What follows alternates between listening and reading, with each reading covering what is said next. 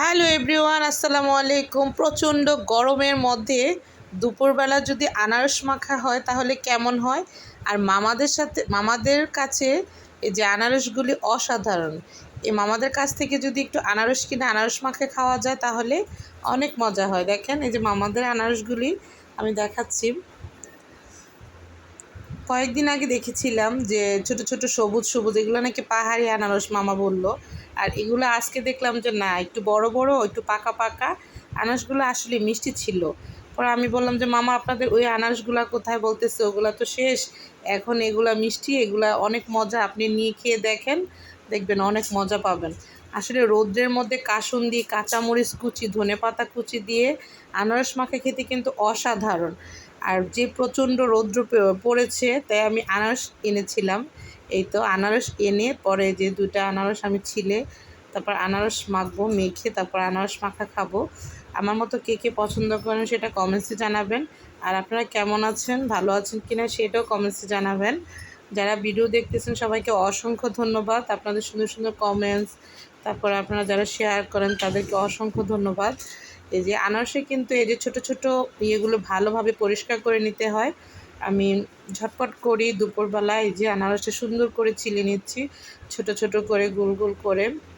এগুলো যদি থাকে তাহলে ধারদার থাকে, সেজন্য। এই তো ফাইনালিভাবে আমার দুইটা আনারসই ছিলা হয়ে গেল। এখন আমি এটাকে সুন্দর করে, অনেকে ছোট ছোট টুকরা করে, তারপর অনেকে আবার অন্যরকমভাবে কাটে।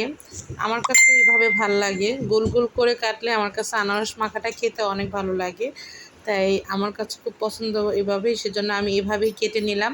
দুইটা আনারসই গোল গোল করে সুন্দর করে কেটে নিয়েছি। এই যে দেখেন এখানে কিন্তু দুইটা আনারস, আর এই যে কাঁচামরিচ দুইটা সবুজ, মানে ঝাল কম, অত ঝাল না, এই জন্য দুইটা আনারস, যে দুইটা কাঁচামরিচ দিচ্ছি, বেশি হলে আবার ঝাল হয়ে যাবে। স্লাইস করে কেটে দিলাম। আর যে প্রাণ কাসুন্দি, কাসুন্দি তো অবশ্যই, কাসুন্দিটা দিলে কিন্তু খুব ভালো লাগে, খুব মজা লাগে। যার যার পরিমাণ মতো সে দিবেন। আর বেশি দিলাম না, অল্প করে দিয়েছি, কারণ কাসুন্দির পরিমাণটা একদম পরিমাণ মতো দিতে হবে। কাঁচামরিচ আর কাসুন্দি আর এই যে স্লাইড একটু জাস্ট বিট লবণ, কাঁচা লবণটা দিলাম না, কারণ আনারস মাখার মধ্যে কিন্তু এই তিনটা কম্বিনেশন মিলেই কিন্তু অনেক মজা হবে। এই যে আমি সুন্দর করে এভাবে মেখে নিচ্ছি। আপনারা ইচ্ছে করলে অন্যরকমভাবেও কেটে খেতে পারেন। গরমের মধ্যে কিন্তু আনারস মাখা অনেক মজা। আর মামাদের এই যে আনারসগুলো, আনারসটা কিন্তু মিষ্টি ছিল। এই তো এখন মেখে আমরা সবাই খাবো। এই তো হয়ে গেল। সুন্দর করে এভাবে কাসুন্দি মেখে মেখে এভাবে গোল গোল করে কেটে খেলে কিন্তু অনেক ভালো লাগে, মানে ডাটাটা সহ তখন এটার সাথে মিশে যায়। এই তো সব মাখা হয়ে গেল, এখন আমরা খাবো সবাই মিলে। আবার একটু মেখে যদি ফ্রিজে বক্স করে ঠান্ডা করে খান সেটাও মজা হবে। এই তো এখানে হচ্ছে কিছু পিক। আপনারা সবাই ভালো থাকবেন, নেক্সট আর অন্য কোনো ভিডিও নিয়ে আসবো। সবাই ভালো থাকবেন, এই পর্যন্তই, আল্লাহ হাফিজ।